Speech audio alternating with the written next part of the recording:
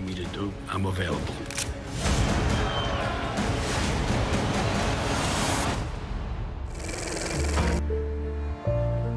J'ai beaucoup réfléchi. Je pense qu'il faut lui dire qu'il est grand-père. Si tu le fais pas, tu le regretteras. T'as peut-être raison. Je cherche une nounou. Alors moi, je m'appelle Louise. Excusez-moi, mais je crois que quelqu'un est en train de se réveiller. Oh, vous avez Louis Fina. Ah oui. Ouais, j'y vais.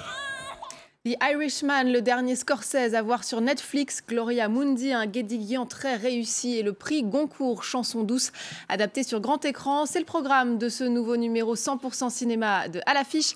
Bienvenue à tous et bonjour Thomas avec nous comme chaque semaine. Bonjour Louise. Alors on va donc commencer cette émission avec le nouveau film de Martin Scorsese, The Irishman. Le réalisateur de Mean Streets et Les Affranchis revient à ses premières amours, la mafia, la violence et le péché. Oui, tout ça en un. C'est l'adaptation d'un livre de Charles Brent qui est autour de la figure de Jimmy Hoffa. Jimmy Hoffa, c'était le célèbre patron des syndicats des conducteurs routiers américains à la fin des années 50, un syndicat très puissant, et l'homme va utiliser les réseaux mafieux pour blanchir de l'argent, et il va disparaître mystérieusement en 1975. Alors, assassinat probablement. En tout cas, son homme de main, Frank Sheeran, qui est officier aussi comme tueur à gages pour la mafia, a confié à son biographe avant de mourir être l'auteur du crime. Alors voilà, ce sont les mémoires de Frank Sheeran qui sont adaptées ici et qui constituent donc la narration du film sous forme de flashback. C'est une épopée dans l'Amérique au cœur du siècle dernier. Voilà, Sheeran, c'est Robert De Niro qui l'incarne. C'est la 9e collaboration avec le cinéaste depuis Mean Street en 1973. Jimmy Hoffa, c'est Al Pacino. C'est la première fois qu'il se retrouve devant la caméra de Scorsese. On a l'impression qu'on a déjà vu chez Scorsese. Ben non, c'est la première fois. Et enfin, Russell Bufalino, qui est le chef mafieux qui aurait commandité le crime, c'est Joe Pesci, évidemment. Regardez. It's over. They're all gone. Frank, it's time. It's time you say what happened.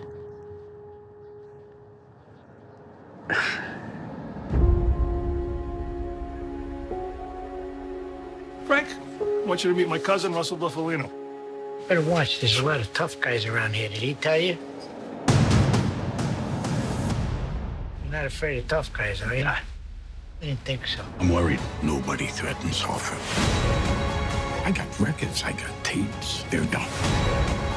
I had to put you into this thing. Sooner or later, everybody put here has a date when he's gonna go.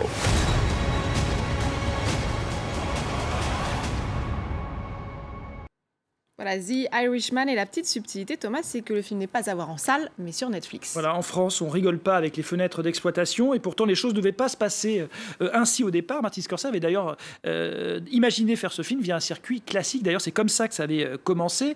Le problème, c'est que le projet, il le dit là, Scorsese en toutes lettres, c'est que le projet est devenu trop lourd financièrement, et notamment à cause des effets spéciaux de numérique, de rajeunissement. Hein. C'est pour ça qu'on voit le De Niro plus jeune.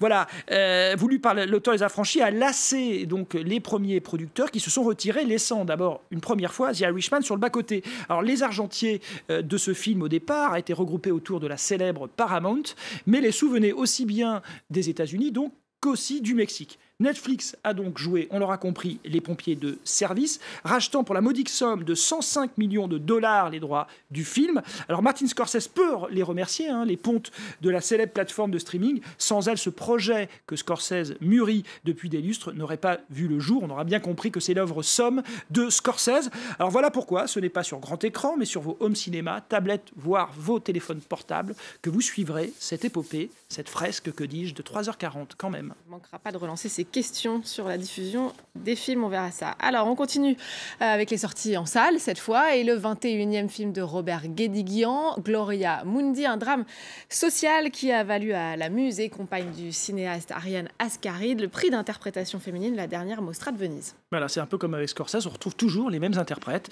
et c'est ça qui est bien. C'est un western moderne dans le Marseille d'aujourd'hui. Alors Daniel sort de prison après de longues années derrière les barreaux, et il arrive en ville, et il retrouve son ex-femme, Sylvie, c'est Ariane Ascaride, qui a refait sa vie avec Richard, Jean-Pierre Daroussin. Mathilda, la fille qu'ils ont eue ensemble, j'espère que vous suivez, c'est Anaïs de Moutier, elle vient d'accoucher d'un bébé bébé, c'est le Gloria du titre. Tout le monde semble apaisé autour du berceau, sauf que, eh bien, tout ça n'est qu'une façade et chacun, les jeunes comme les moins jeunes, essaie de rester digne et debout dans une société capitaliste, ubérisée, qui broie les âmes et incite certains à marcher sur les autres pour mieux asseoir leur domination. Bienvenue dans un monde cruel, le nôtre. Toi, tu travailles, Mathilda? 3 mois, je suis à l'essai. Puis après, je me ferai virer comme d'hab. T'es libre? Ah, je suis pas un taxi, monsieur. Putain, faut que je bouffe, bordel! On va vous prendre à la petite, comme ça vous aurez pas la nourrice à payer. Vous pourriez faire un geste pour ta sœur, non? Pourquoi tu crois qu'on fait pas d'enfants, nous? Parce qu'on veut réussir. Pensez qu'à vous. On n'a même pas de quoi se payer une nourrice, Nico. Voilà, on est des moins que rien. J'aime bien me promener avec elle. Je lui raconte de belles histoires, les histoires que je t'ai pas racontées. Tu vas rentrer chez toi avec Nicolas. Hein? Vous allez dîner en amoureux. Pas se laisser avoir par toute cette merde de notre époque. Mais le plus important, c'est s'entraider. Puis si entre nous, on se tient pas les coudes, tout disparaît. Pas vrai, Gloria?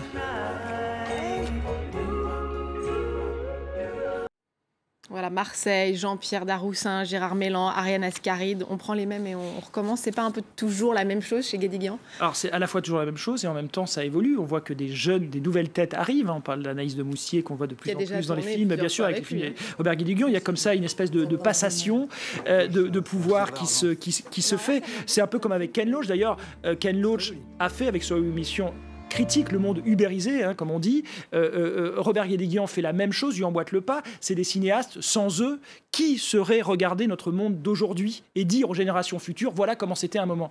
Et ben c'est grâce à eux. Et surtout, ce que j'aime bien, l'un comme l'autre, Loach comme Guédiguian, ils font du cinéma. Ils utilisent les outils du cinéma pour nous raconter ces histoires. C'est pas un faux documentaire, c'est de la vraie fiction. Il ose le mélo, il ose l'utilisation d'une musique assez grandiloquente, il ose aussi, je sais pas, le mélodrame et parfois des choses extrêmement violentes. Et ça fonctionne. C'est très beau à l'image. Tout ça paraît naturel et en même temps, on est presque dans la fable, dans le conte moderne. Voilà. C'est ça qui le différencie de Ken Loach d'ailleurs, c'est qu'il y a un côté fable. Il y a un côté fable, absolument. C'est ce qui pourrait le différencier de quelqu'un comme Ken Loach. Alors c'est vrai que ça fait près de 40 ans que ça dure. Dieu vomit les tièdes, Marius et Jeannette, qui était le hit de Robert Guédiguian, mais aussi La Villa plus récemment. Et tout ça eh bien, est regroupé dans un coffret qui sort chez Diafana. Les 20 longs métrages que Robert Guédiguian a réalisés, ça c'est l'intégrale, évidemment. Voilà, 21 films, si on rajoute Gloria Mundi, à découvrir en salle. Pour les amateurs d'accent marseillais. Voilà. Alors, on passe à un drame, plutôt à un thriller social, avec Chanson douce de Lucie Borlotto, adaptation du prix Goncourt 2016 de Leïla Slimani, avec Karine Viard et Leïla Bekti. Voilà, un jeune couple parisien qui a 2 enfants.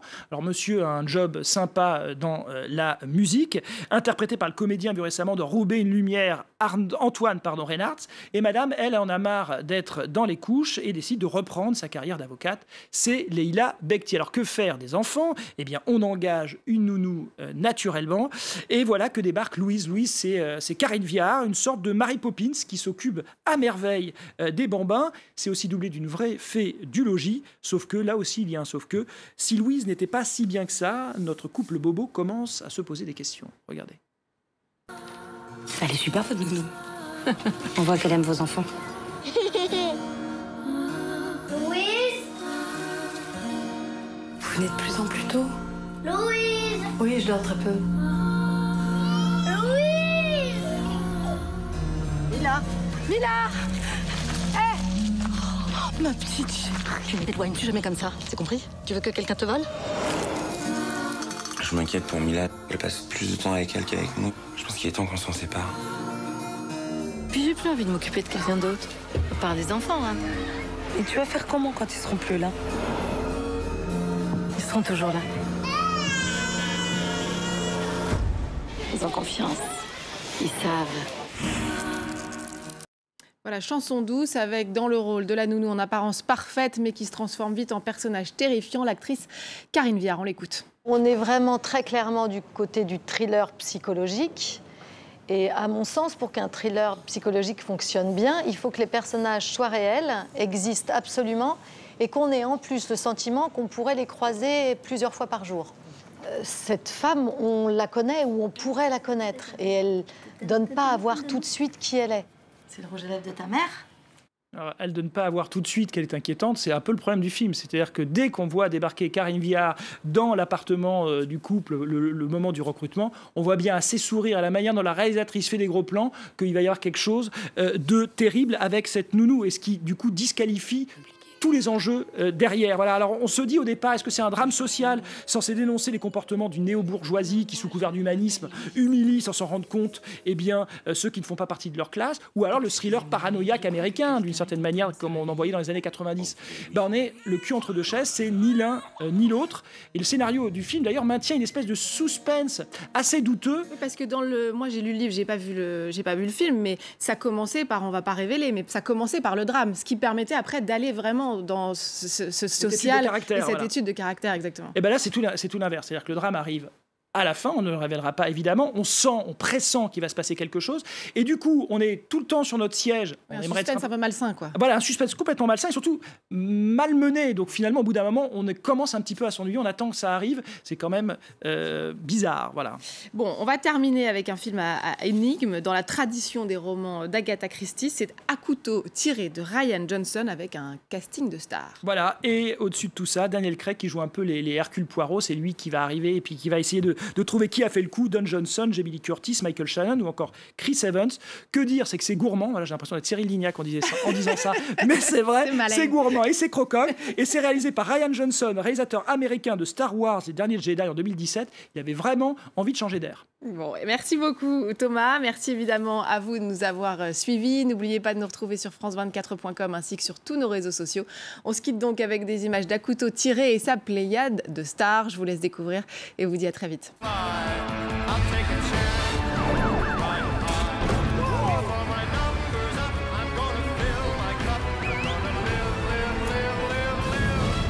You know something. Spill it. I suspect foul play. And I have eliminated no suspects.